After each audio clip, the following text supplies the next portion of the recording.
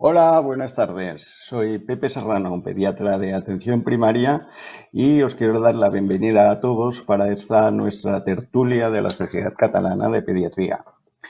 No quiero seguir adelante sin tener un especial recuerdo para aquellos familiares, amigos, compañeros que en estos momentos no pueden estar con nosotros. Quiero agradeceros la participación y animaros a que enviéis preguntas a esta dirección de mail que tenéis aquí debajo, que intentaremos responder después las dudas que puedan ir surgiendo. Tengo a mi lado a Cinta Valdepérez, una compañera de trabajo que las irá recogiendo, clasificando y seleccionando, y al final se las pasaremos a los ponentes. Quiero agradecer a la Sociedad Catalana de Pediatría la confianza que ha depositado en nosotros para llevar a cabo este evento, y a Pfizer, la industria, por darnos el apoyo vía la compañía de Lua Ediciones. Esto, lo hemos dicho más de una vez, no es un webinar. Esto pretende darles un giro a las sesiones científicas que tenemos casi cada día y casi varias veces cada día, que se están ofreciendo una y otra vez de manera repetitiva para que podamos ver entre todos aspectos desconocidos de profesionales de gran nivel que tenemos en nuestras sociedades científicas, pero que muchas veces no podemos poner de manifiesto esa vertiente humana. Así pues, que entre el Congreso de la SPID de Rotterdam de la semana pasada y a punto de coger el avión para el Congreso de la EP de esta semana, hemos hecho un huequecito para hacer esta tertulia. Queremos, pues, mostraros esta cara más humana de nuestros compañeros, que por todos conocidos, y que voy a presentaros. Es para mí un verdadero placer contar hoy con Magda Campins. Magda Campins es especialista en medicina preventiva y salud pública, es jefe del servicio de pediatría del Hospital de Pediatría, de Medicina Preventiva y Epidemiología del Hospital de la Vall d'Hebron. Es también pediatra, algo que muchos no sabemos. Y mi primera pregunta sería, Magda, ¿tú alguna vez has ido fonendo en ristre auscultando niños por un hospital? Sí, sí, en Vallebrón no, pero en el Hospital de San Pau sí. O sea, de hecho, yo cuando acabé la carrera, pues mi vocación era ser pediatra. Entonces, me apunté a la escuela de pediatría del Hospital Vallebrón, que dirigía el doctor Vallabriga, pero justo el año en que teníamos que empezar, pues se cerró la escuela, pues por problemas que querían que entrara por mí, el doctor Vallabriga no lo quiso, y entonces, pues bueno, los que estábamos allí, pues nos quedamos así un poco en la calle, por decirlo de alguna forma. Entonces me fui a San Pau y estuve en el Hospital de San Pau 4 años, allí estuve haciendo de pediatra, realmente guardo un recuerdo imborrable y tengo muchísimos amigos allí de aquella etapa. Pues genial, porque Magda además es epidemióloga hospitalaria acreditada por los CDC de Atlanta, es máster en gestión clínica y organización de servicios sanitarios, es premio a la excelencia profesional del Colegio Oficial de Médicos de Barcelona, pertenece al Comité Asesor de Vacunas del Departamento de Salud de la Generalitat de Cataluña y colabora en diversos proyectos cooperativos internacionales en relación con enfermedades inmunoprevenibles. Magda, bienvenida, y un tremendo placer compartir y poder estar un poquito en este salón de vuestra casa. El otro Muchísimas ponente o gracias. tertuliano que tenemos hoy está en pantalla, no hace falta que lo presentemos, pero decir que es Fernando Moraga, vicepresidente primero de la Asociación Española de Vacunología, aunque él prefiere que lo definamos como un pediatra. Y realmente es un gran pediatra, es pediatra al que yo conocí en el Vallebrón cuando yo era estudiante, y me llamó poderosamente la atención ese adjunto que no hacía demasiado que había llegado y que tenía una capacidad de resolución tremenda, pero por encima de todo que hablaba un castellano tremendamente perfecto, y lo sigue manteniendo afortunadamente. Fernando es también miembro del Consejo Asesor de Vacunas del Departamento de Salud de la Generalitat de Cataluña, es asesor externo del Comité de Vacunas de la Asociación Española de Pediatría, ha sido director de la revista Pediatría Catalana y ha sido presidente de la Sociedad Catalana de Pediatría. Fernando, un placer también contar contigo. Un placer.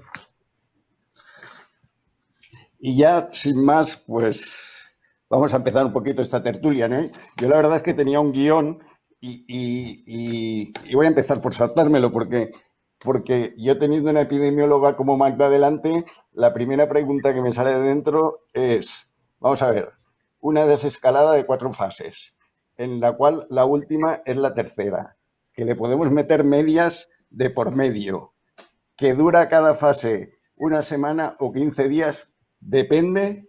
Eso, Magda, ¿eso está en los tratados de epidemiología o hemos tenido que inventarlo ahora para esta situación? Bueno, esto te doy toda la razón que no hay quien lo entienda, ¿eh? O sea, a mí me cuesta de entender, entonces me imagino que a lo que son pues la población general, las personas pues que igual no tienen conocimientos epidemiológicos, aún les cuesta más. Yo creo que los mensajes que se tiene que dar en cuanto a las recomendaciones tienen que ser mensajes claros, mensajes fáciles, porque si no es muy difícil que realmente las personas puedan cumplir con esto. Con lo cual, a ver, yo creo bueno, que se ha ido un poco, se han complicado un poco las cosas más de lo necesario, ¿eh? Porque hay 4 cosas básicas que tenemos que cumplir. Lógicamente, la desescalada tiene que ser paulatina, pero tampoco es necesario hacer tantas fases con tantas cosas diferentes en cada una de las fases. Perfecto, porque una especialista en el tema como tú, ¿cómo vive una pandemia? ¿Cuál es la vivencia que tiene en estos momentos? Uy, a ver, yo os diría que he pasado por 3 fases diferentes, ¿no? Al principio, os podría decir que estaba, bueno, que lo vivía con escepticismo, con cierta incredulidad, ¿no? Era algo que pasaba en China. China, pues bueno, un sistema sanitario muy diferente al nuestro, una epidemia de neumonías de origen desconocido, un mercado de pescado. Bueno, todo esto, pues bueno, me hacía pensar que podía ser pues como una epidemia de las que hay pues en muchos países y que se acaba controlando, ¿no? También pensaba pues bueno, que podía ser parecido, cuando ya supimos que era un coronavirus, que podía ser parecido al SARS del 2003, ¿no? Que realmente pues bueno, duró un año, pero hubo una diseminación muy al principio rápida hacia otros países, ¿no? Con unas agrupaciones de casos muy, muy concretas, muy asociado a viajeros, a hoteles, ¿no? Como aquí esto no se daba, pues bueno, pues pensé, bueno, pues esto se controlará fácilmente, ¿no? Y luego también si lo comparaba un poco, ya pensando más desde el punto de vista epidemiológico, sabemos que un día u otro vamos a tener una pandemia, pues esto puede ser una pandemia, ¿no? Pero bueno, pero lo comparaba con la pandemia de gripe del 2009, ¿no? Entonces fue una pandemia que tuvo un impacto mucho menor del que esperábamos, entonces pues bueno, lo relativizaba todo un poco, ¿no? Cuando empezaron a ver los primeros casos en Italia, que recuerdo que fue un fin de semana, entonces aquello ya me abrió los ojos, ¿no? Entonces allí pasé a una fase de gran preocupación, de rabia por no haber sabido ver lo que podía venir y por haber estado pues muchas veces en los medios de comunicación diciendo, bueno, esto se comporta como una gripe, la mortalidad no es más alta que la gripe, son cuadros leves, ¿no? Entonces me sentía muy mal conmigo misma porque bueno, pues porque no había dicho lo correcto, ¿no? Y había minimizado el problema. Y luego, pues bueno, una gran angustia durante todo el tiempo del pico máximo de la pandemia, pues por la situación que estábamos viviendo cada día y la situación que vivíamos en el hospital, ¿no? Y ahora, pues bueno, actualmente, pues bueno, estoy, podríamos decir, mucho más relajada que en la fase anterior, pero también con una gran preocupación de cómo va a evolucionar esto, ¿no? Ahora, pues la evolución parece que es buena, pero ¿qué va a pasar en otoño? O sea, preocupación. Y cuando llegas a casa, después de todas estas tormentas que vives cada día, ¿dónde te refugias? ¿En la lectura, en la música, en Netflix o en no hacer nada y esperar que pasara el día siguiente? Bueno, durante el momento más álgido, durante estos 2 meses tremendos, a mí me gusta mucho leer. pero bueno, os puedo decir que no he podido leer nada más que no fuera COVID. O sea, realmente eran días interminables que llegaba a casa pues agotada y no me podía quitar de la cabeza ni abstraer con nada, porque solo tenía en la cabeza pues las imágenes de lo que nos podía pasar y del dramatismo que se vivía en los hospitales y que se vivía en la sociedad, ¿no? Ahora en estos momentos, bueno, yo os diría que, a ver, quizás la única cosa que me evadía un poco era cuando podía hacer videollamadas con mis nietos, ¿no? Esto sí, esto era algo que, bueno, es lo que me daba más alegría en los días que podía hablar un ratito con ellos, ¿no? Y en estos momentos, pues yo os diría bueno, que los sábados y los domingos, pues bueno, que estamos aquí en casa, en la terraza, tomando un poco el sol estos días que aún no podíamos salir, pues bueno, sí, básicamente nada, descansar y poca cosa más. Y pensar en lo que haremos más adelante cuando ya podamos disfrutar un poco más pues, de la familia, de los amigos, del mar, que me gusta mucho. Podremos disfrutarlo, sin duda. En tu caso, Fernando, no tengo ninguna duda porque sé perfectamente lo que has estado haciendo estos días. Webinars, sales en todos, no lo niegues, y escribir porque me ha llegado lo último que has escrito para la revista catalana de pediatría, que es sobre la pandemia que estamos viviendo. Tú has tratado el tema, yo sé que a ti este tema te motiva ya de siempre porque te he oído ya múltiples charlas sobre pandemia, sobre epidemias, sobre la gripe. ¿Era previsible? ¿Hasta qué punto era previsible? ¿Hasta qué punto las grandes cabezas pensantes tenían la certeza de que esto algún día llegaría? Bueno, en este editorial, sobre todo, hay una primera parte que, como tú has visto, que son un poco de reflexiones personales, ¿no? Desde casa, que lo llamo. En cuanto a la pregunta que me haces, pues estaba en todos los textos que digo yo, ¿no? Yo recuerdo que cuando en 2018 se celebró el primer centenario de la gripe mal denominada española, pues tuve ocasión de escribir también en un editorial para Pediatría Catalana y de participar en un acto conmemorativo en el Colegio de Médicos. Y allí ya yo me acuerdo que puse como primera diapositiva lo que los CDCs acababan de decir con motivo de este primer centenario. Es necesario que no nos olvidemos y que nos preparemos. Yo creo que nos olvidamos y desde luego las autoridades sanitarias no se prepararon bien. Creo que es el dato más importante que yo diría. Por otra parte, también, pues similitudes, podríamos decir, entre la gripe española, las imágenes que yo proyectaba hace 2 años en aquellas conferencias y las de ahora, pues yo veo similitudes, ¿no? Unas en blanco y negro, ¿no? Todas las personas con las mascarillas, las ambulancias, las camillas, ¿no?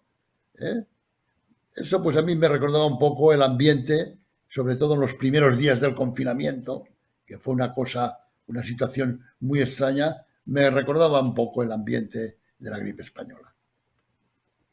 De todas formas, me consta que aunque has escrito mucho, se te ha quedado algo en el tintero que tienes en mente, que es hacer referencia a los maravillosos 20.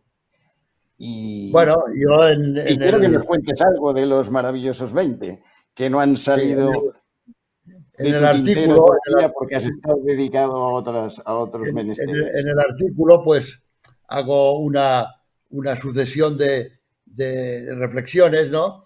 Y después, como lo que escribí era muy largo y para un editorial ha de ser más breve, pues yo siempre, desde hace años, tenía en mente la década de los 20, ¿no? Esta década que empezó en enero y que terminará, si Dios quiere, en diciembre del 2019, ¿no? Y empezó el 2020, pero como dice el refranero, año bisiesto, año siniestro. Y además, uno de los que nos manda, pues, nacido el 29 de febrero. durante estos años yo siempre tenía apuntado, ¿no? Recordaba ciertos eventos que serán centenarios. Por ejemplo, en el año 2016, 2026, pues será el centenario de nuestra querida Sociedad Catalana de Pediatría. ¿Eh? Año 2026, son 100 años de Sociedad Catalana de Pediatría. Uno de los socios más antiguos de la Sociedad Catalana de Pediatría, el profesor Manuel Cruz, cumplirá 100 años. Si nos vamos, por ejemplo, al año 27, hay otro hecho para mí importante, que es que una sociedad, pues tan querida por mí como es el Arca de Noé, pues también cumplirá 100 años, porque se fundó el 23 de febrero de 1927.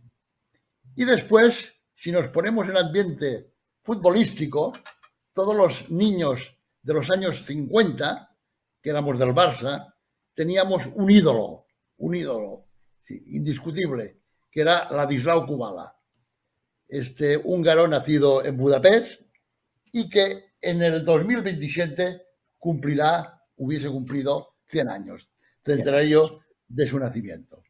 Si nos vamos al año 28, por ejemplo, fijaros la cantidad de cosas que hay, solamente resumiendo un poco aspectos que yo recuerdo y que me son más próximos. Una revista tan querida como para nosotros como es Pediatría Catalana cumplirá 100 años, porque en 1928 se fundó el Butlletí de la Sociedad Catalana de Pediatría. Y después se cumplirá el centenario del inicio del Campeonato Nacional de Liga de Primera División. Podríamos continuar y poner algún evento científico, pero yo creo que esto es importante porque son cosas que están muy relacionadas con mi vida personal, algunos aspectos científicos y algunos aspectos no científicos. Podríamos decir, por ejemplo, también, ahora estoy recordando, que en el año 29 será el centenario de uno de los restaurantes que yo he ido más veces en Barcelona, sobre todo hace años, que es Casa Leopoldo.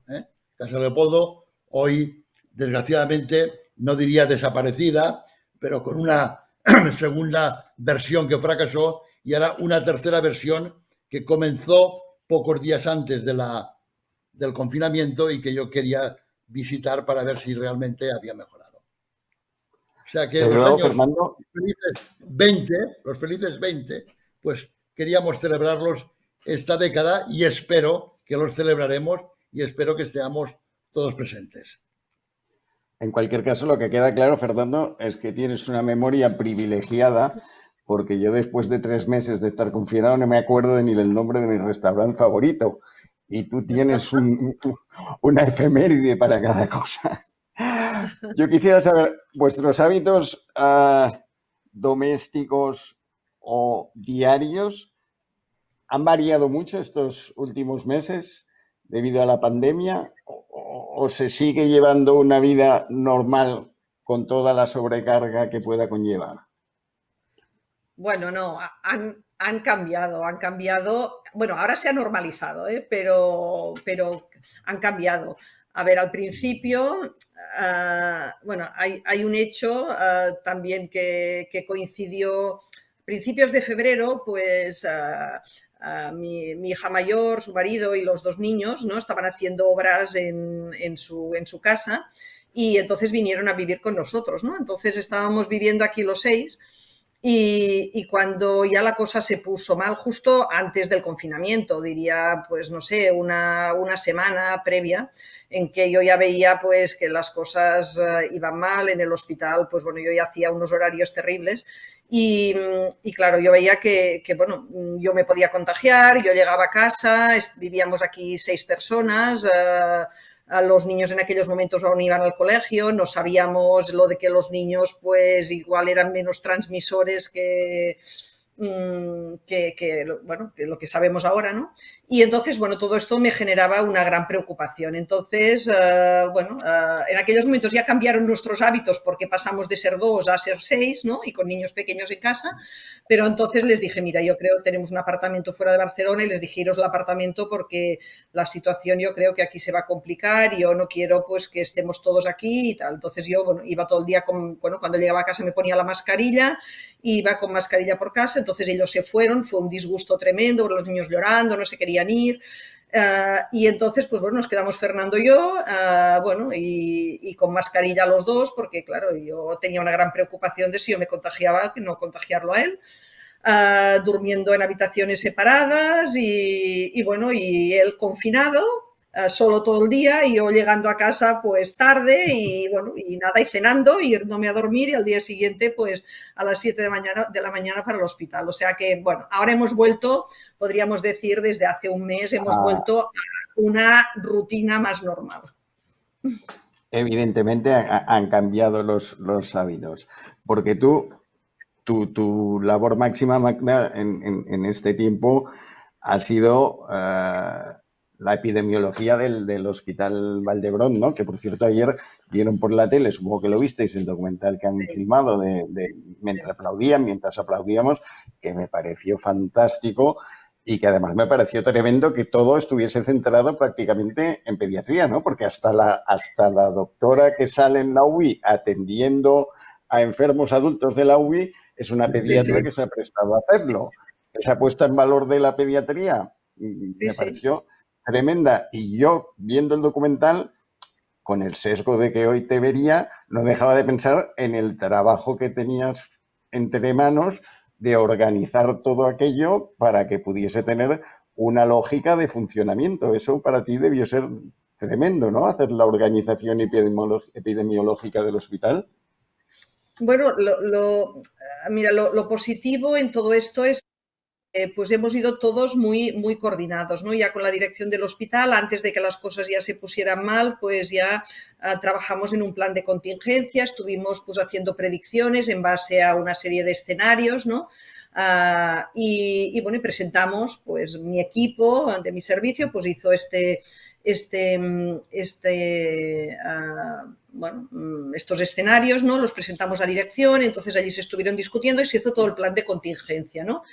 Luego, pues bueno, ya reuniones cada día de comité de crisis, de que estábamos la dirección, servicio de infecciosas, laboratorio de microbiología, nosotros, epidemiología y los servicios que estábamos más implicados. Entonces allí pues íbamos decidiendo, tomando decisiones cada día sobre cómo íbamos a organizar el hospital y luego pues ya dentro de esta organización, que bueno, todo lo que era la gestión de camas lógicamente no era competencia nuestra del Servicio de Medicina Preventiva, pero sí que dábamos pues nuestras recomendaciones, pero sí luego ya todo el tema de hacer circuitos para mantener pues una seguridad de los pacientes COVID con respecto al resto de pacientes, seguridad para los profesionales, todo el tema de la gestión de los EPIs y todo el tema de la declaración diaria de los casos y de ir organizando y valorando cada día pues también el servicio de urgencias y las plantas de hospitalización. Teníamos reunión cada día a las 9 de la mañana y a las 5 de la tarde y estuvimos así durante 2 meses y luego pues bueno también he participado en una sesión informativa que hacía todos los días junto con la responsable de la unidad de prevención de riesgos laborales para todos los profesionales que informábamos cada día a las 5 de la tarde a través de streaming de cómo estaba el hospital, cómo estaban, qué volumen de pacientes teníamos, porque claro, había muchos profesionales implicados y que lo veían, pero luego también había muchos profesionales que estaban teletrabajando desde su casa y estos pues vivían la realidad de otra manera y así pues íbamos informando un poco de todo cómo iba. Muy bien. Fernando, 2 cosas más te quiero preguntar de la gripe del 18, porque me leí también la editorial de la gripe del 18. ¿Hay alguna posibilidad de que ese virus que se llevó por delante a tanta gente, que tuvo 3 oleadas, que incluso las franjas etarias en las que más incidió no fuesen las típicas en que incide la gripe estacional cada año, ¿hay alguna posibilidad de que hubiese algún virus sobreañadido o simplemente era un virus de la gripe mutante con una especial sensibilidad por las personas de una edad intermedia? Bueno, ahí yo creo que se produjo un fenómeno que también se está produciendo en el COVID y que yo lo cito en el editorial, que fue que también hubo casos con una hiperrespuesta inflamatoria sistémica. O sea que los enfermos de gripe morían por esta hiperrespuesta inflamatoria sistémica o morían por una sobreinfección neumocócica, que en el caso de la gripe española fue muy frecuente. Como has comentado lo de las franjas de edad, que creo que es muy importante, yo también querría citar una similitud entre la gripe española y el COVID, pero en diferentes franjas etarias. En la gripe española, y lo cito yo en la editorial, pues un director de una organización de ayuda a la emergencia en Pensilvania dijo una frase que era una frase pues que realmente impresionaba. Decía, había niños que se morían de hambre porque sus padres habían muerto de gripe y las personas no querían acercarse a ellos. Estos padres tenían la franja de edad de 20 a 40 años, que fueron los más perjudicados, diríamos, los más afectados con la gripe española. Porque la población anciana, las personas mayores, tenían un cierto recuerdo de aquel virus porque era semejante al virus de la gripe rusa que había ocurrido en 1898. En el COVID hemos visto lo mismo, pero con el grupo más de riesgo de esta enfermedad, que han sido las personas mayores, y con una situación dramática como ha sido la de las residencias geriátricas.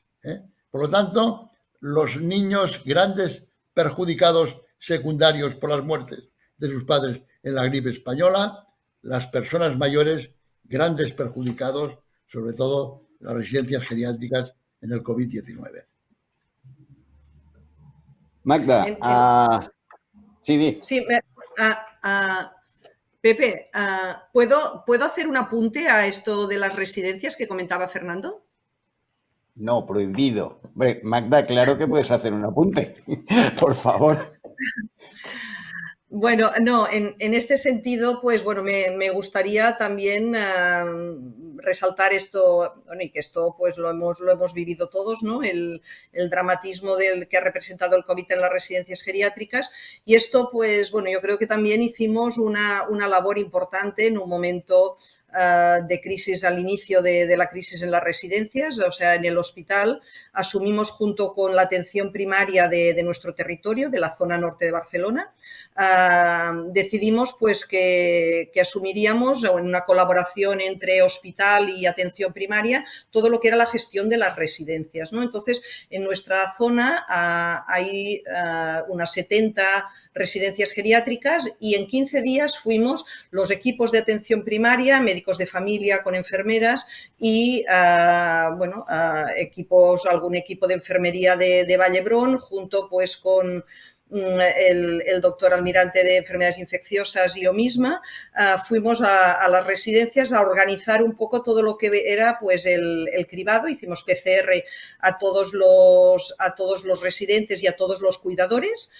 Íbamos un día a la residencia, hacíamos todas las PCRs, lo mandábamos al laboratorio de microbiología del hospital, del doctor Pumarola, en 24 horas nos daban todos los resultados y entonces pues mandábamos un informe a la residencia y hacíamos toda la gestión de las medidas que se tenían que tomar, ¿no? Cortización de todos los positivos en unas plantas y los negativos en otras. Cuando encontrábamos una residencia que igual solo había pues 1 o 2 residentes positivos y el resto negativos, los trasladábamos a residencias donde había más para dejar aquella residencia pues sin ningún positivo y bueno, y esto pues bueno, lo hicimos, era justo los días coincidió la semana de Semana Santa Y bueno, yo creo que hicimos una labor maratoniana con las residencias, pero bueno, que realmente nos dio muy buenos resultados porque detectamos muchísimos positivos, pero logramos cortar la transmisión en estas residencias y luego los médicos de familia, los equipos de atención primaria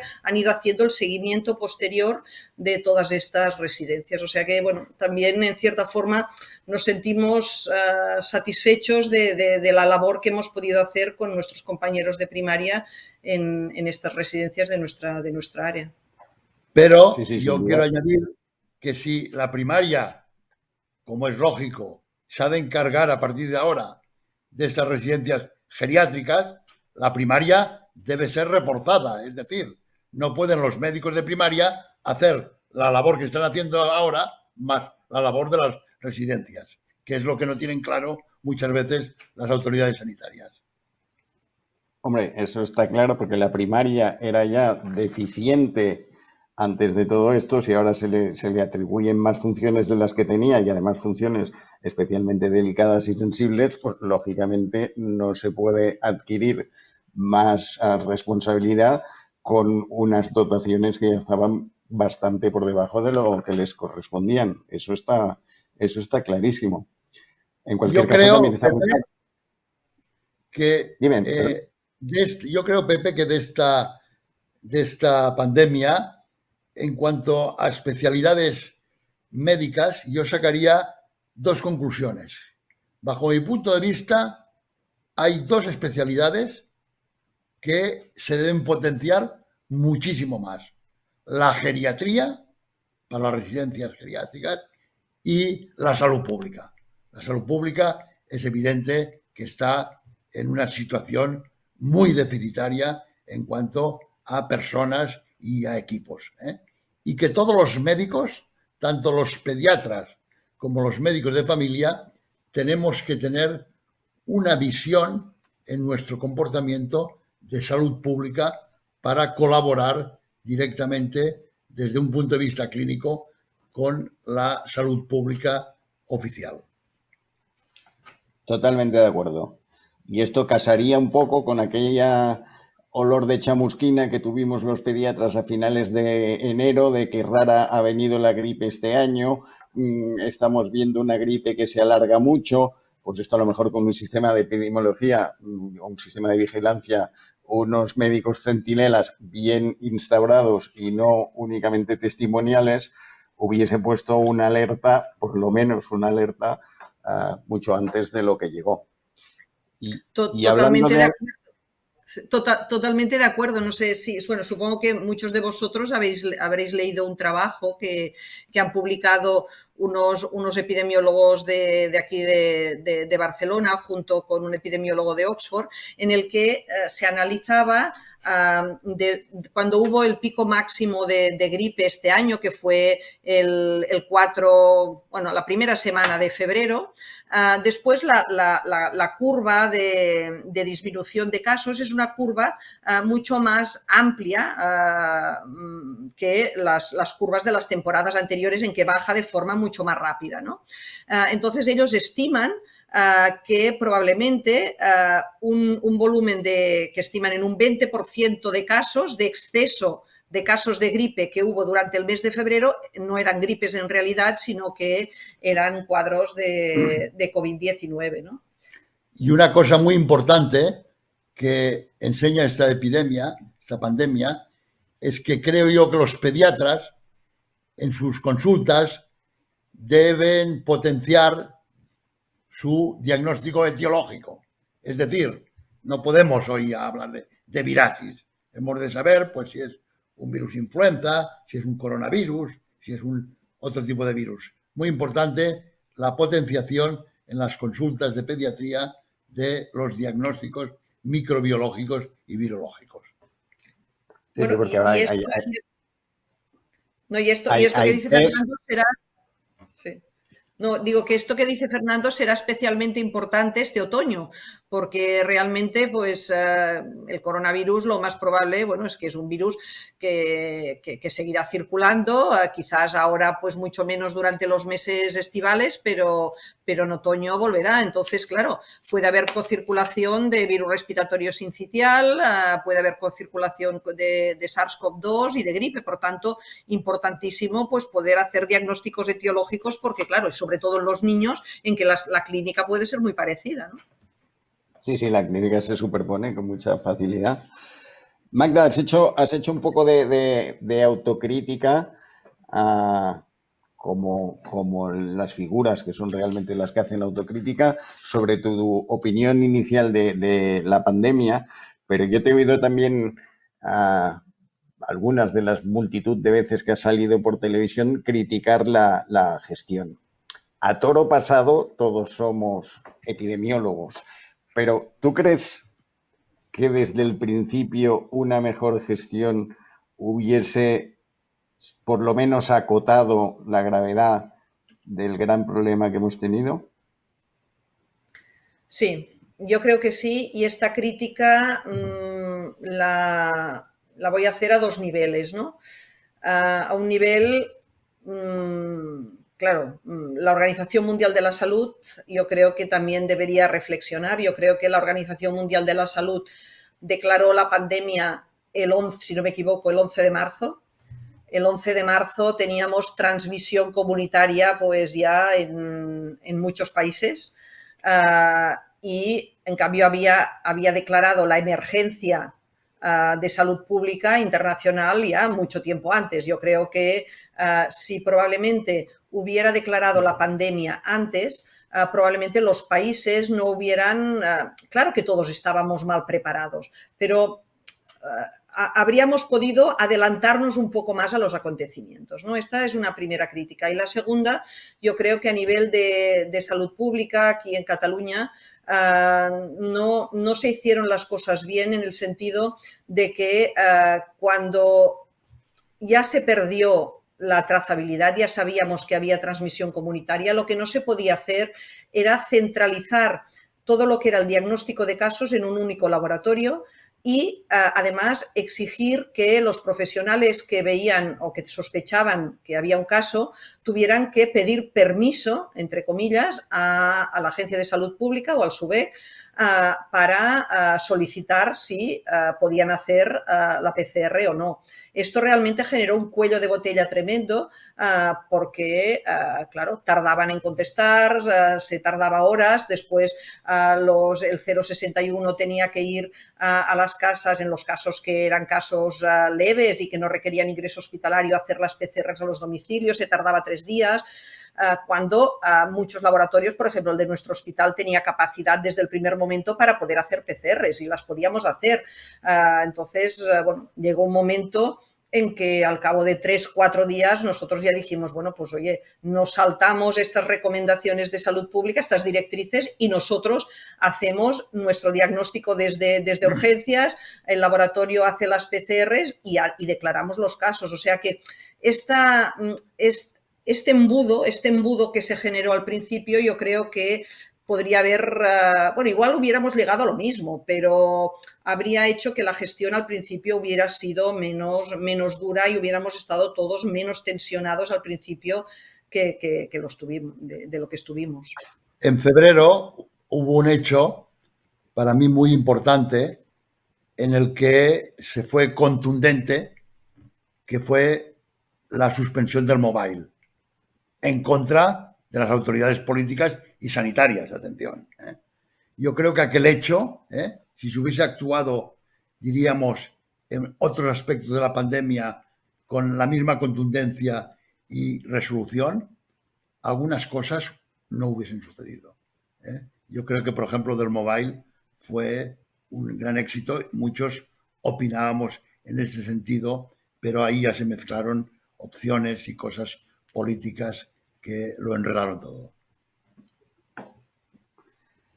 Pues sí, lo del móvil sorprendió en gran manera, ¿no? Porque cuando parecía que no pasaba nada, pues un congreso de la más alta tecnología a nivel mundial que se suspendiese, era un punto de inflexión muy importante donde se podía haber seguido y en cambio quedó como una cosa puramente aislada, ¿no? Sí. Fernando, hemos hablado de la escritura, hemos hablado de pandemias y epidemias y falta otra de tus pasiones, las vacunas.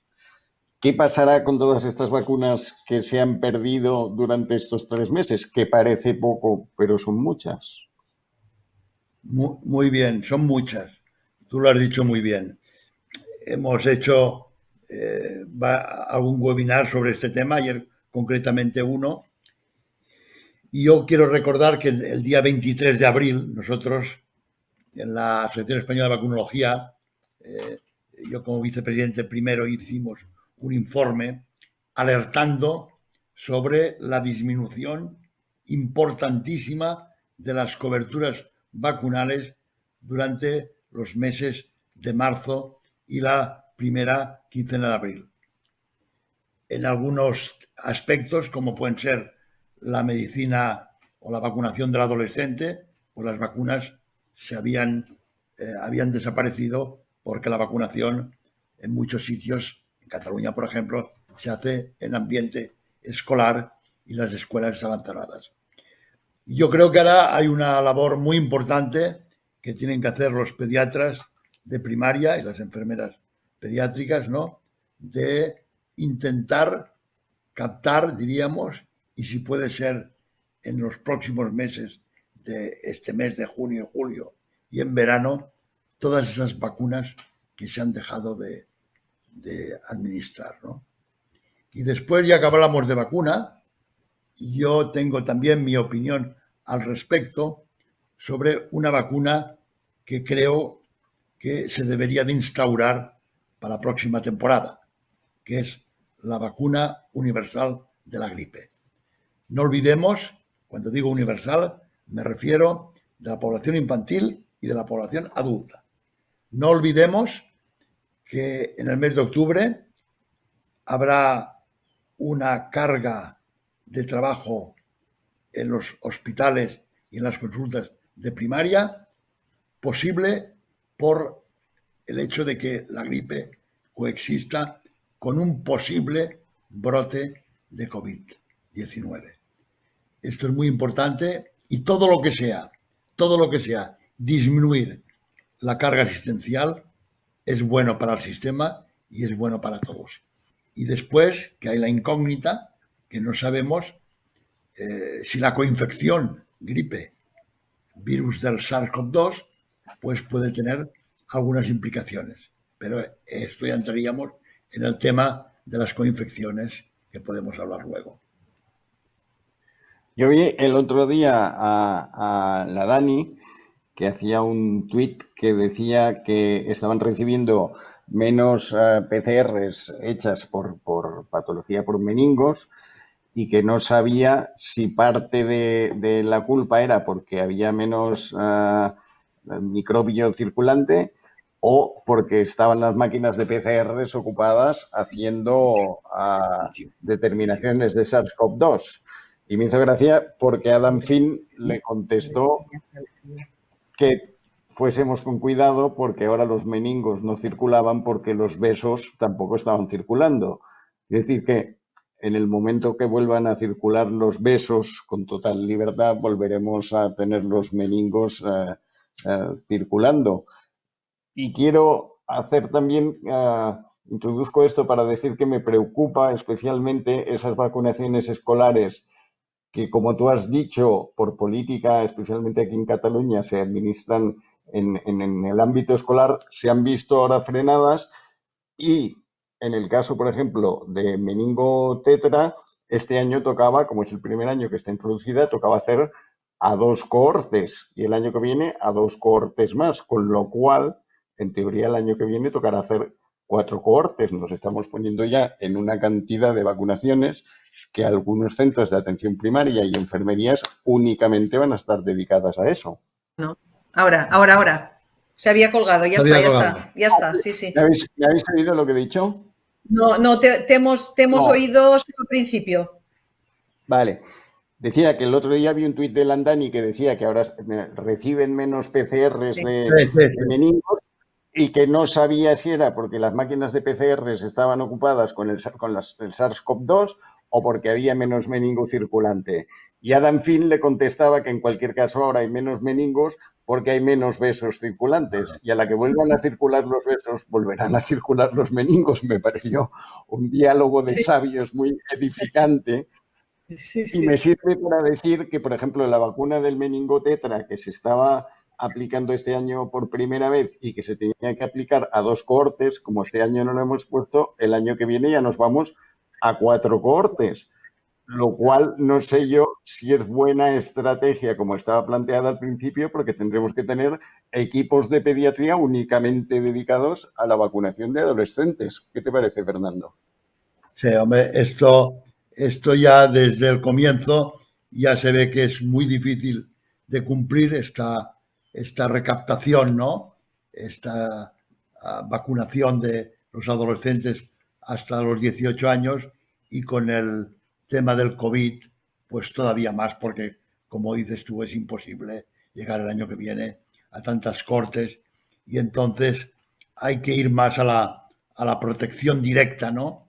Y implementar la vacunación meningocócica ACWY pues a los 12 meses y en el lactante.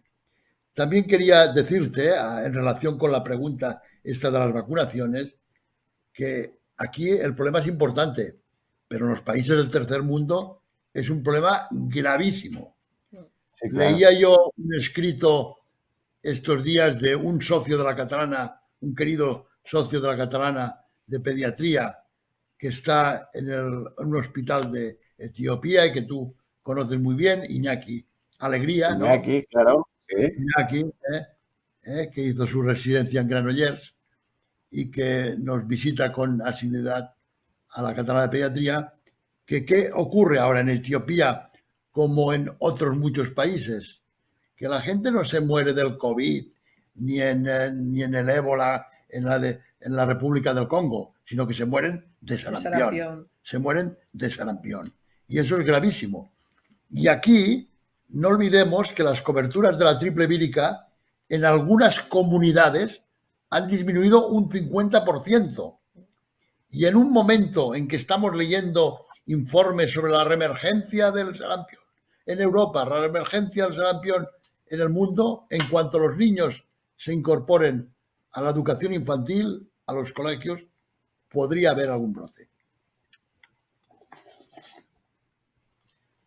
Muy bien, tengo aquí, porque yo tengo cada noche mi librito de cabecera y le echo un vistazo y estos días pues le estaba dando un repasillo a este, no sé si os suena, esto es fruto de una de vuestras grandes colaboraciones como es el curso anual de vacunas del Hospital Universitario del Vall d'Hebron y en este de 2006, concretamente en la página 125 se habla de las vacunas adyuvadas frente a la gripe aviaria, AH5N1.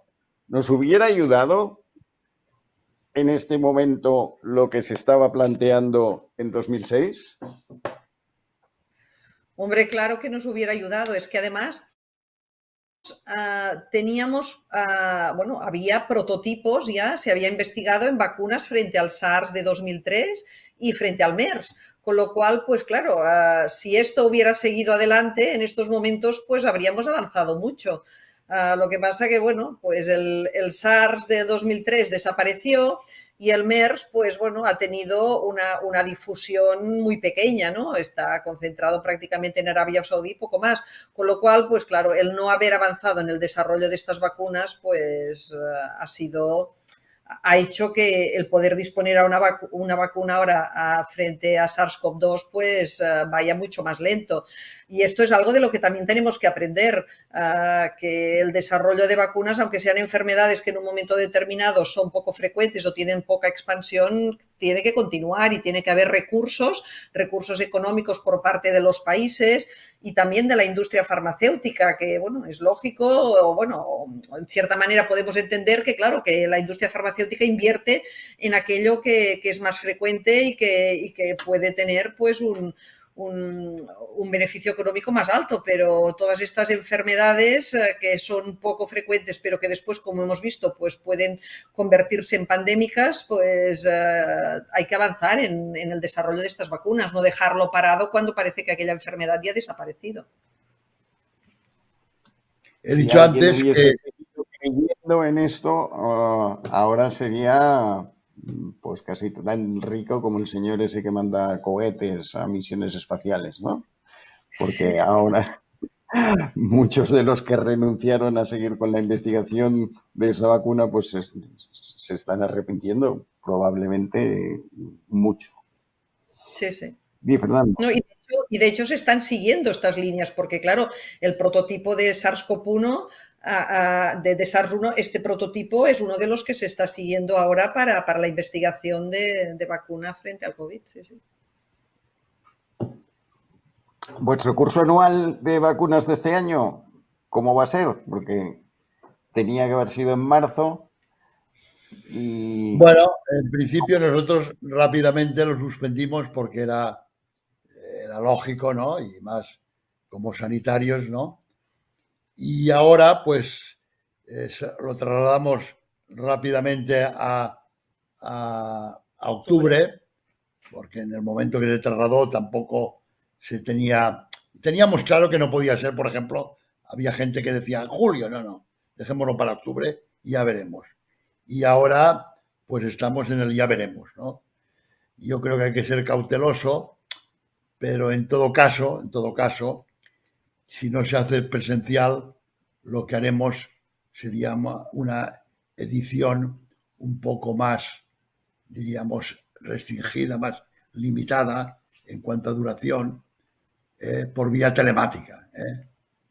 Y el año que viene, si Dios quiere, podremos celebrar los 25 cursos. Este año ya teníamos todo hecho, ¿no? El programa, los hoteles de los ponentes, los aviones, estaba todo. Cuando nos confinamos el 14 de abril, pues hubo una serie de cosas El 14 de marzo. 14 de marzo, hubo unas cosas que tuve que ir dejando yo, ¿no? Yo me acuerdo que lo que más me impactó primero fue el día de San José. El día de San José, porque es un día, pues, muy típico, ¿no? En el sentido de que tanto Magda como yo tenemos muchos familiares que se llaman José. Y además yo me tuve que quedar sin la crema de la suegra. De mi madre. La crema de la suegra, que es tremendo. Después, porque estas cosas es como, bueno, ya podemos hablar después hablaremos después de los desayunos con el doctor García Tornel. Pero esto lo podemos dejar. Después vino el curso de vacunas. Fue el segundo evento que ya hubo que tachar. Y después ya vino la Semana Santa, la Mona, el día de San Jordi, una serie de cosas que realmente producía un desasosiego, porque eran motivos de reencuentro con personas y con familiares, con amigos, etcétera. A lo mejor esos días tan señalados, ¿no? Es cuando más cuenta nos hemos dado de dónde estábamos metidos, ¿no? Más casi por esas fechas tan especiales que por la sobrecarga de trabajo, por la variedad de trabajos que hayamos tenido que hacer, esos días puntuales de familia que no hemos podido tener cerca es lo que nos ha hecho ver que estamos en una situación que no es la habitual. Otra cosa os quería preguntar, a ver cuál de los dos se atreve, porque es el top 10 de las preguntas. La vuelta de los niños a la escuela.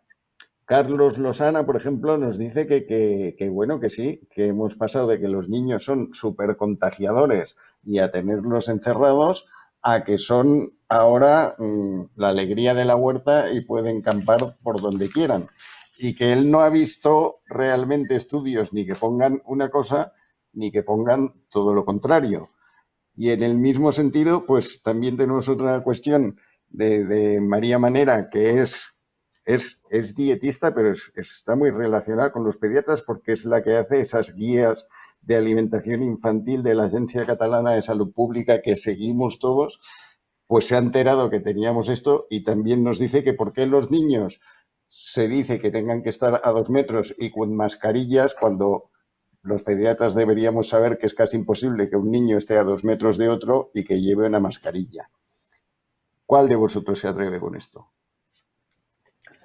Bueno, yo primero diría que, como ha pasado con muchas cosas en esta pandemia, pues vamos aprendiendo, claro, nos enfrentamos a un virus nuevo del que lo desconocíamos todo y a medida pues que ha ido pasando el tiempo hemos ido conociendo más cosas, ¿no? Entonces, claro, primero asumíamos que se comportaría como cualquier virus respiratorio y si poníamos, lo equiparábamos a la gripe, pues bueno, que los niños serían los principales transmisores, en este caso también del SARS-CoV-2 en la comunidad y que por tanto teníamos que, bueno, pues que suspender o que cerrar las escuelas en el sentido de que así pues podríamos cortar mejor la epidemia, ¿no? Bueno, hemos visto pues que esto, y ahora hay trabajos ya publicados en que no es así, los niños no son los principales transmisores, los niños se afectan poco y esto también lo hemos visto, menos de un 1% de casos de COVID-19 afectan a población pediátrica y los casos que hemos tenido sobre todo de niños con afectación son niños que muchos de ellos tenían patologías ya, comorbilidades o patologías de base, ¿no? Luego, también el tema que tampoco sabíamos muy bien era ¿y por qué los niños se afectan menos? ¿No? ¿Será porque hay inmunidad cruzada con otros coronavirus, los típicos del resfriado común y que los niños han ido ya estando expuestos y pasando durante todos estos años y esto los protege? Pero bueno, yo creo que ha habido un artículo reciente que quizás ha dado una respuesta como más contundente, ¿no? Y es el de los receptores en el epitelio nasal, los receptores del AC2 de las células, que es, como sabéis, el lugar de fusión del virus a las células, ¿no? Entonces, pues los niños tienen menos receptores AC2 en el epitelio de la mucosa nasal que los adultos, ¿no? Y entonces, bueno, hay un estudio que demuestra esto y que podría explicar muy bien este fenómeno, ¿no?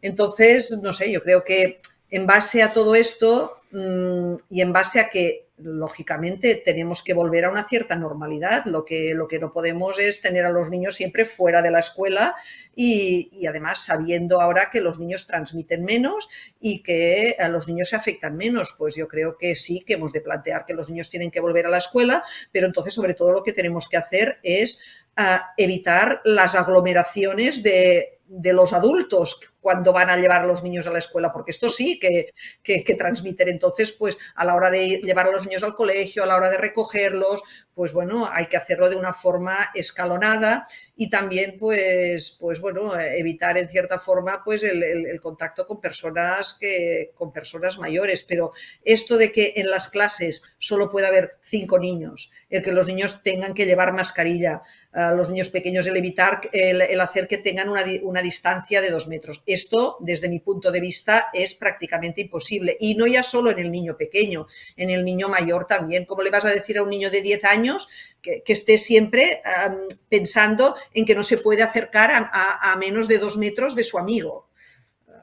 Los niños jugarán al fútbol, estarán en invierno, estarán en zonas cerradas, no siempre jugarán en el exterior, con lo cual hay cosas que hemos de pasar a una normalidad. Tú, no sé, Fernando. Bueno, yo creo que los niños tienen que volver a la escuela, es evidente, pero pues hay que tener pues cierto cuidado, ciertas normas que no pueden ser las mismas que las de los adultos y que esto pues va a ser muy complejo y muy difícil de llevar a la práctica. Querría recordar también que cada vez se da más importancia en cuanto a lo que comentaba Magda de los receptores y tal, el hecho de que también lo ha dicho ella, que se ha visto que hay personas que sin haber tenido contacto con el SARS-CoV-2 tienen una inmunidad celular frente a este virus positiva, debido a infecciones previas por estos coronavirus que decía Magda. Y que después el hecho de que los niños se hayan vacunado de una serie de enfermedades de forma sistemática en los primeros años de la vida, también actúa como un refuerzo inmunitario inespecífico que hace que la respuesta de estos niños sea más buena y que los cuadros sean más leves. Por otra parte, lo que no está claro es que el niño en la COVID sea el actor principal epidemiológico como lo es en la gripe. Pero no olvidemos que el virus es un virus respiratorio como el virus de la gripe. Y ligando con esto, hacer una cierta, no ya obligatoriedad, pero sí quizá una presión un poco más elevada para que los niños cuando vuelvan al colegio tengan el carnet vacunal actualizado al máximo. Lo tenía yo en el guión, pero también varias personas han preguntado, entre ellas Almudena, que es del grupo de trabajo de vacunas. No una obligatoriedad, sino... Lo que pasa es que ha salido un escrito que se habla de obligatoriedad en Cataluña. Eso es lo que pone. Claro, eso es lo que pone. Yo me gustaría ver cómo se lleva esto a la práctica. Porque, claro, es muy importante que se vacunen a los niños, pero también es importante que en la época pre-COVID se vacunasen a los niños, ¿no? O sea, antes no, ahora sí. Lo que hay que, diríamos, aumentar a toda costa, ¿no? Con una buena información y educación sanitaria de los padres y de los adolescentes son las coberturas vacunales, aprovechando dos hechos. Primero, las coadministraciones, siempre que las fichas técnicas lo permitan, y los intervalos mínimos entre las vacunas con el fin de llevar a cabo los llamados calendarios acelerados. Magda,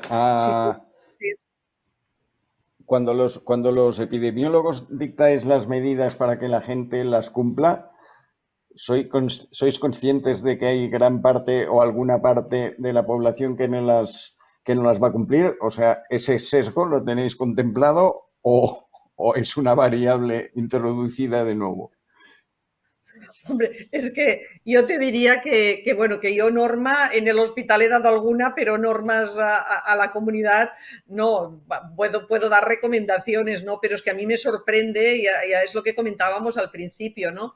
El que desde el gobierno se den estas normas así, con estas fases, estas normas tan complicadas que es muy difícil de que la gente las pueda cumplir.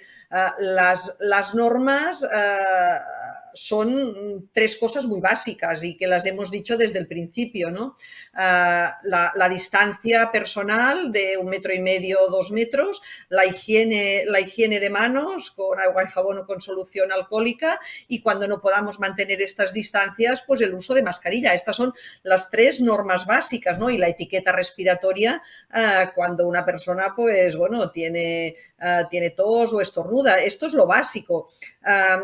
Aparte de todo esto, yo creo que si la gente tiene claro esto, todo lo demás es secundario.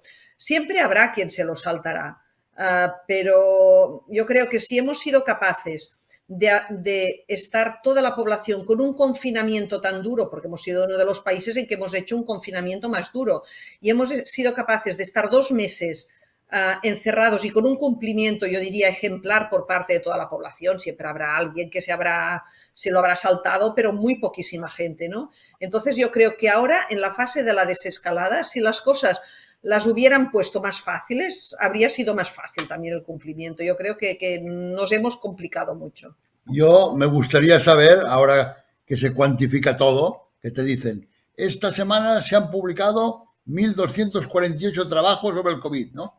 Pues que alguien se entretuviese en ver la cantidad de hojas de boletín oficial del Estado, de diarios oficiales de las comunidades, de recomendaciones y normas de las sociedades científicas que se han dado sobre el desconfinamiento. Sería, diríamos, horroroso ver la cantidad de papel que se ha empleado. No, y es que además lo peor es que se cambian estas cosas, ¿no? Primero se dice, para ir cambiando de fase, 15 días, ¿no? Luego ahora no, ahora ya lo adelantamos y entonces ya no son 15 días, ya es una semana. Se dan unos indicadores epidemiológicos en base a los cuales monitorizar cómo está evolucionando para poder pasar, pero luego sin que se cumplan estos parámetros, estos indicadores, se cambia, con lo cual todo esto hace que la población se cuestione muchas cosas. Y después recomendaciones que no están basadas en recomendaciones científicas. Mascarillas no. ¿Por qué? Porque no hay mascarillas. Oiga, diga que mascarillas sí, pero que en este momento no tenemos. Llevamos una hora, hemos ido calentando y ya podemos entrar de pleno en el tema. Fernando, 11 de junio, vuelve la Liga. ¿La ganará el Barça o no? Hombre, el 11 de junio. ¿Y sabes dónde empieza la Liga? ¿Con qué partido empieza? Un Sevilla... Sevilla-Betis. Eso, en Sevilla. Eso. ¿Y sabes qué día es el 11 de junio? Es una fiesta muy importante en Sevilla. El Corpus. O sea que imagínate qué partido. El día del Corpus y Sevilla-Betis. Bueno, el 11 de junio, ¿no? En el campo, me parece que jugamos en el campo, no, el 13. Jugamos en el campo del Mallorca a las 10 de la noche, Mallorca. ¿no? Sí, en el campo del Mallorca. Había la posibilidad, pero creo que no se llevará a cabo, de que este día han pedido los del Mallorca que ya haya público, porque como estarán en fase 3, me parece, si no me equivoco, pero no creo que se les conceda, entre otras cosas, porque sería un agravio comparativo que en algunas comunidades tuviesen la oportunidad de ver el fútbol, ¿no?, con público y otros que no. Dicen que en los partidos de la Liga Alemana han ganado más los visitantes en general que los locales, ¿no? Espero que el día del Mallorca sea una realidad, ¿no? Y yo espero que el Barcelona gane la Liga. Muy bien. Oye, una cosa quería preguntaros a los dos. Tanto a nivel personal como a nivel profesional, ¿deja algo bueno una pandemia o una situación como esta? Bueno, yo creo que sí. De bueno deja a nivel personal el que valores más lo que tienes, ¿no? Valores más la familia, valores más los amigos, valores más la salud, ¿no? Y esperar este reencuentro, ¿no? Este reencuentro y de poder hacer cosas sencillas que antes, pues bueno, no las valorábamos y ahora, pues bueno, una comida con los amigos, una comida con la familia o por ejemplo, pues a mí que me gusta mucho el mar y que siempre que puedo, pues bueno, salimos un poco a navegar por la Costa Brava, pues bueno, esto también lo echo mucho de menos. Y a nivel profesional, pues yo diría que sí, hemos aprendido a ser mucho más eficientes, ¿no? O sea, todo lo que son prácticas de no valor, hay muchas cosas que hacemos o que hacíamos que realmente no, bueno, podemos eliminarlas.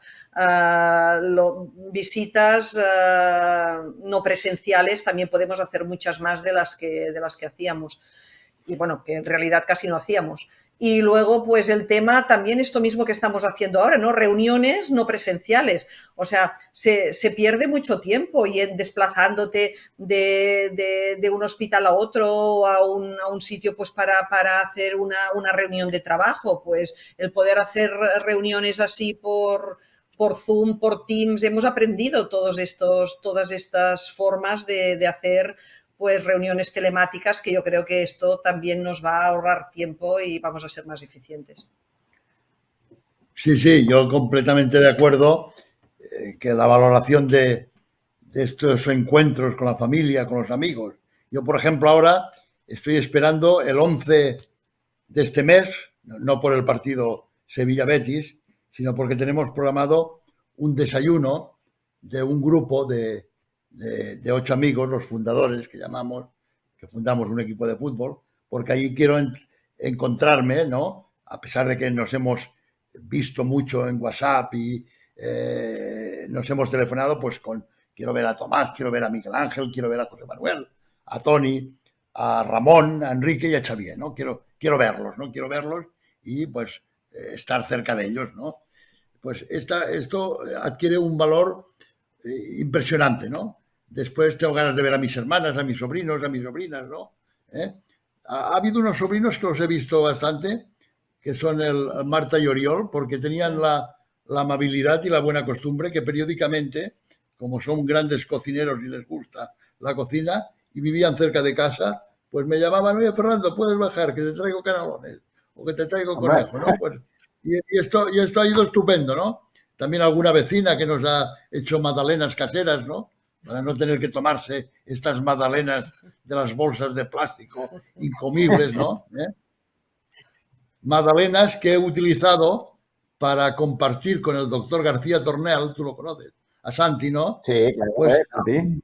algún desayuno por WhatsApp, ¿no? Nosotros tenemos un desayuno que a los dos nos gusta mucho, que tiene 3 ingredientes, que son la leche, el tazón de leche, unas buenas magdalenas o una buena pasta y el chocolate. Y él me ha enviado algunas fotos, yo también le he enviado algunas fotos de algún día que hacíamos este desayuno. En solitario. En solitario, ¿eh? En solitario. Bueno, en solitario whatsappeado, Cada ¿no? uno en su casa, cada uno en su casa. Claro, pero tú con el valor añadido de las magdalenas de la vecina, que eso siempre genera una envidia añadida, considerable. Quería preguntaros un poco, enlazando con todo esto, cuando acabe todo ya, que estemos en la fase 4+, ¿vosotros sois más de ir a hacer una buena paella o un buen vermut? Yo, un vermut en la barca, en las Medas. Yo tengo muchas ganas, ya me dirás qué tontería, ¿no? De bajar por la Rambla, ir a la Boquería e ir a saludar a mi amigo el Pinocho, que es una persona que tiene 80 muchos años, ¿no? Y hacer allí un buen desayuno. Pues creo que es una ilusión que tengo y después, como dice Magda, pues cualquier cosa en el Estartit, ¿no? En el mar, concretamente en el Estartit, que es donde vamos, pues, y que todavía no podemos ir, porque es diferente región sanitaria, ¿no? Y es una ilusión que también tenemos. De todas formas, estos días en la banca, que he leído bastante prensa, ¿no? Pues leía una anécdota de Josep Pla y de Néstor Luján, que estuvieron en los años 50 en Nueva York y comieron, pues, como se debía comer, como se come en Nueva York, también se puede comer bien, ¿no? Pero comieron mal, pues, pizza, tal. Entonces, cuando llegaron a España, que fueron en barco, en Bilbao pararon y comieron en un restaurante, no me acuerdo el nombre, y usó una sopa de pescado, que le gustaba mucho. Dice que cuando se puso la primera cuchara de sopa en la boca, le resbaló una lágrima a través de la mejilla. Yo no lloraré, pero tendré una gran alegría de ver a mis amigos o a la familia. Muy bien. Ya, antes de pasar a las preguntas de la gente, que hay bastantes, ya la última, y yo quiero saber, sin temas musicales, ¿sois más de la opereta El murciélago de Johann Strauss o del Resistiré del dúo dinámico? Bueno, el amigo Pepe Serrano se ha leído el editorial que yo he escrito para Pediatría Catalana, y en el primer párrafo, cuando describo un poco la calle solitaria, oscura por la noche, tal, que salía al balcón y lo aplaudían las personas y tal, sonaba la música del Resistiré, ¿no? Y para mí esto era, pues, me recordaba mis tiempos de juventud, porque el dúo Dinámico en aquellos años, finales de los 50, principios de los 60, junto con Polanca, eran dos músicas pues que a mí me gustaban mucho, como de otros conjuntos. Y al final del artículo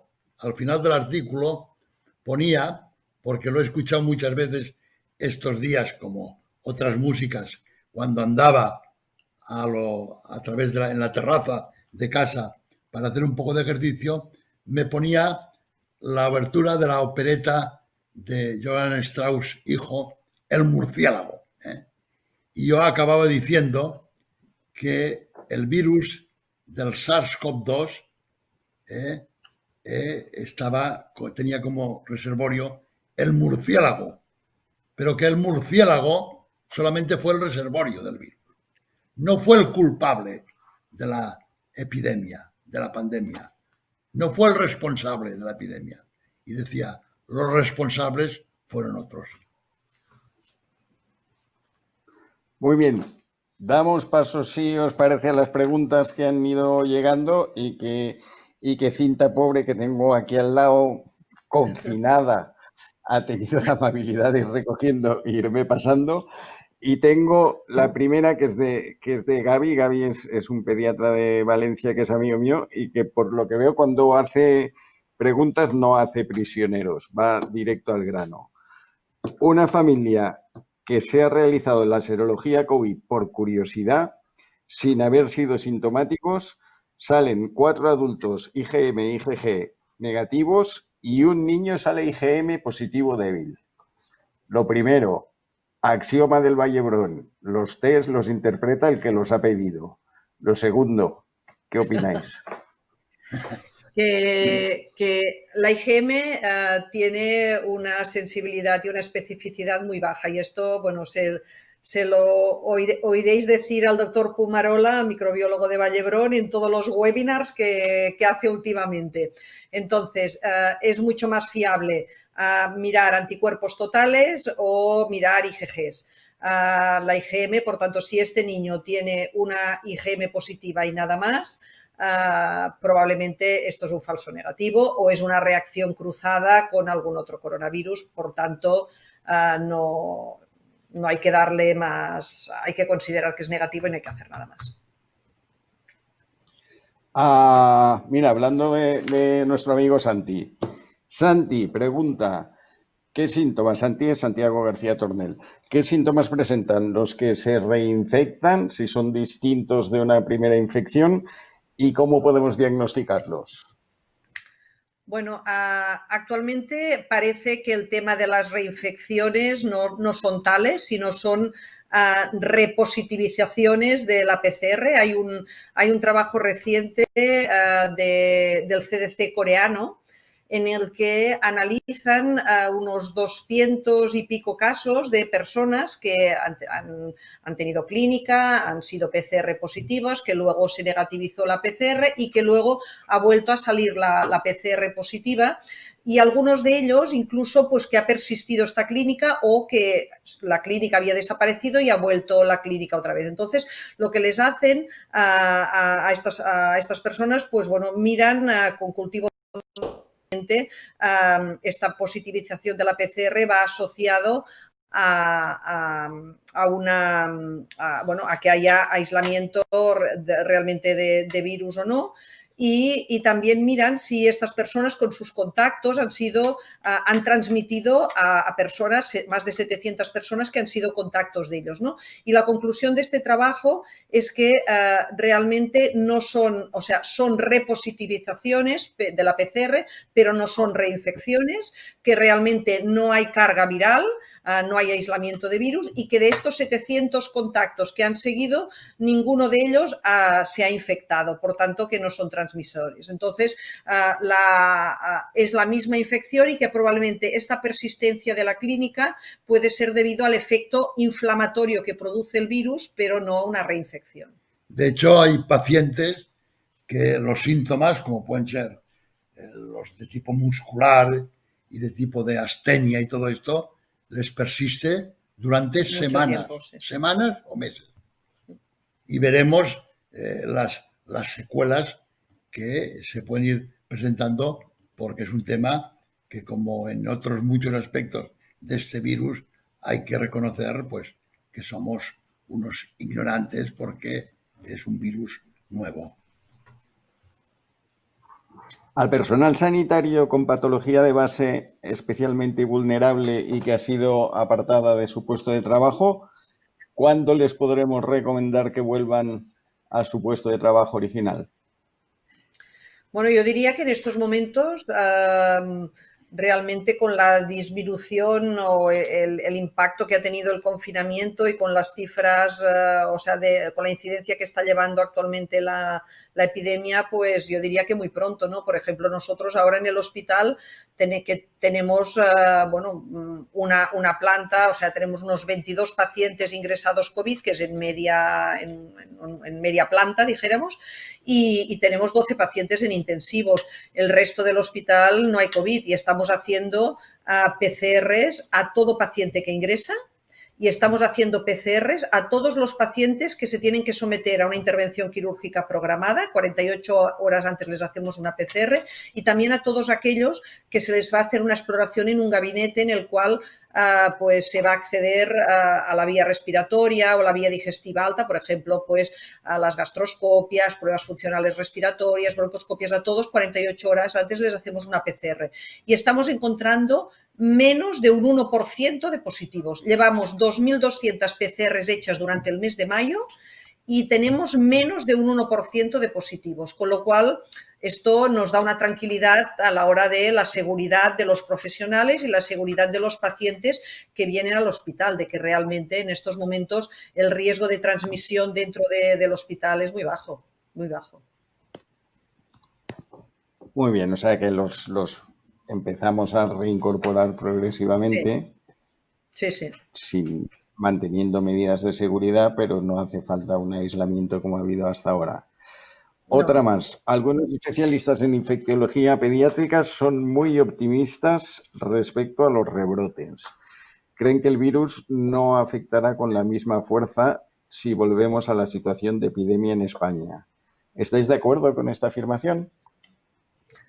Bueno, yo creo que esto es difícil saberlo en estos momentos, ¿eh? Yo sería prudente. Puede ser que sea así porque realmente, y esto lo dicen todos los virólogos, un virus cuando se adapta al hombre, sobre todo, pues tiene que hacerse menos patogénico para poder sobrevivir y para poderse seguir transmitiendo, ¿no? O sea que puede ser que sea menos virulento que lo que ha sido, pero esto en estos momentos aún no tenemos evidencias de que sea así. Y luego también el hecho de que cuando muchas veces cocirculan dos virus, por ejemplo, pues cuando venga la epidemia de gripe, si cocircula el virus de la gripe y el SARS-CoV-2, muchas veces pues por competencia ecológica un virus gana al otro o hace que uno sea menos circule menos que el otro. Entonces, en este sentido también podría ser pues que la circulación del virus de la gripe hiciera pues que circulara menos coronavirus, pero también podría ser al revés, que el coronavirus ganara y ocupara un poco el lecho del virus de la gripe y entonces la gripe fuera más la epidemia de gripe este año fuera más floja, pero todo esto son hipótesis, ¿eh? No hay evidencias ninguna en estos momentos para poder afirmar nada de todo esto que estoy diciendo.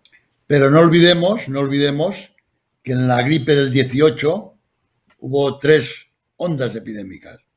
Una en mayo del 18, otra que empezó en agosto-septiembre y que tuvo un punto muy álgico en octubre.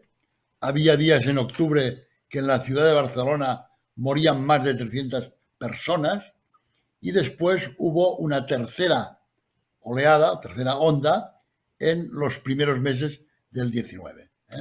Yo solamente quiero recordar este hecho porque pues con el coronavirus pues es una incógnita, como ha dicho muy bien Magda. Josep Marens, al que me enorgullece también que nos esté escuchando y al que mando desde aquí un saludo, nos pregunta, os pregunta a vosotros, por Dios, si no os parece que el desconfinamiento institucionalizado, marcando lo que se puede y lo que no se puede hacer, hace un poco que la población deje de asumir responsabilidades que de otra forma hubiese asumido más fácilmente. Bueno, quizás sí, quizás hace. Lo que pasa que también me da la sensación de que actualmente, pues, las personas empiezan a estar un poco ya cansadas de estas medidas de desconfinamiento y empiezan a pasar un poco y a relajarse un poco, ¿no? Y que creo que también es normal y ya lo he dicho antes varias veces, ¿no?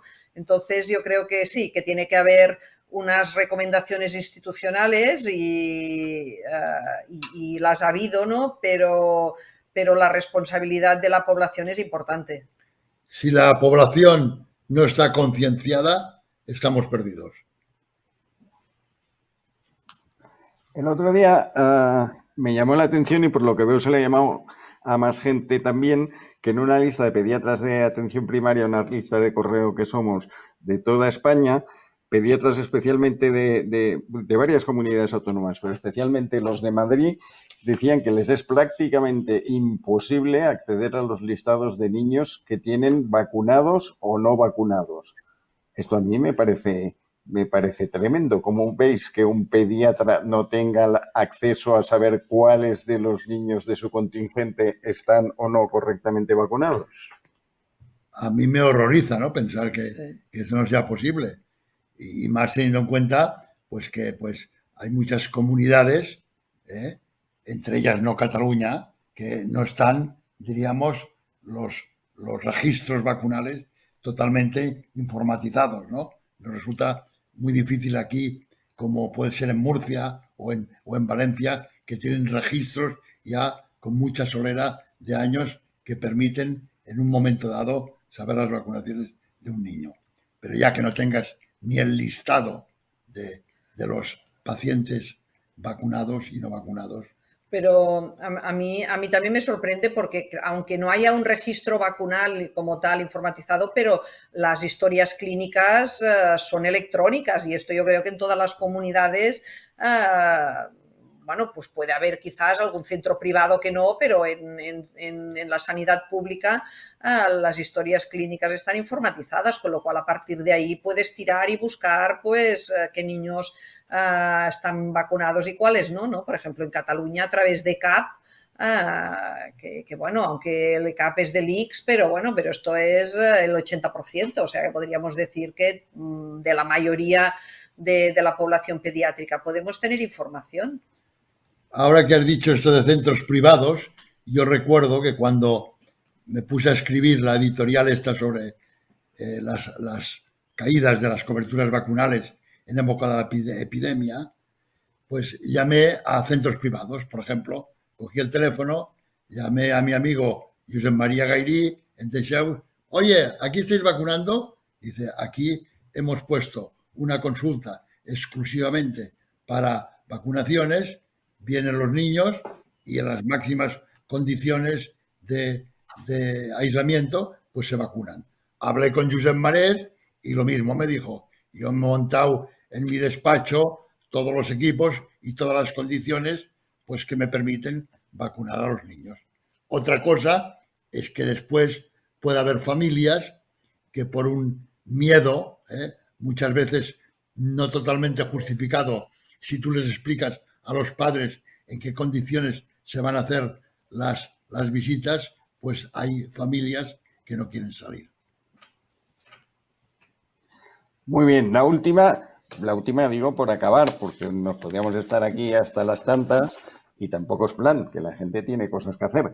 La última no ya es una pregunta, sino es un montón de reivindicaciones que nos han llegado al respecto de por qué este año, que estamos en una situación especial, tenemos que seguir manteniendo la vacunación escolar como si no hubiese pasado nada y trasladarla, como siempre, a octubre y no aprovechamos estos meses que tenemos menos asistencia presencial, o que tenemos los adolescentes un poco más liberados para empezar a recuperar todas esas vacunaciones que ya hemos comentado, especialmente del adolescente, que se nos van a venir encima y no tendremos prácticamente tiempo ni personal para llevar a cabo por más ganas que tengamos. Todos los que preguntan esto deberían estar en puestos de responsabilidad de salud pública porque tienen toda la razón del mundo. Totalmente de acuerdo, toda la razón del mundo, porque además lo que se tendría que aprovechar es ahora, antes de que se vuelva a iniciar el curso escolar, para tener a todos vacunados. Claro que sí. Muy bien, pues hombre, llevamos ahora ya un ratito. Yo creo que no me queda más que agradeceros a vosotros dos la experteza que habéis puesto a disposición de todo el mundo, la predisposición desde el primer momento a colaborar y la alegría que me supone teneros delante, aunque sea por medio de una maldita pantalla. Agradecer también a los asistentes que han participado de esta tertulia y que han colaborado enviando preguntas, y agradecer una vez más a Pfizer su colaboración por vía del sistema técnico de Lua Editores. Pues muchas gracias a todos, y esta ha sido pues una tertulia con la Sociedad Catalana de Pediatría. Nos vemos en la siguiente.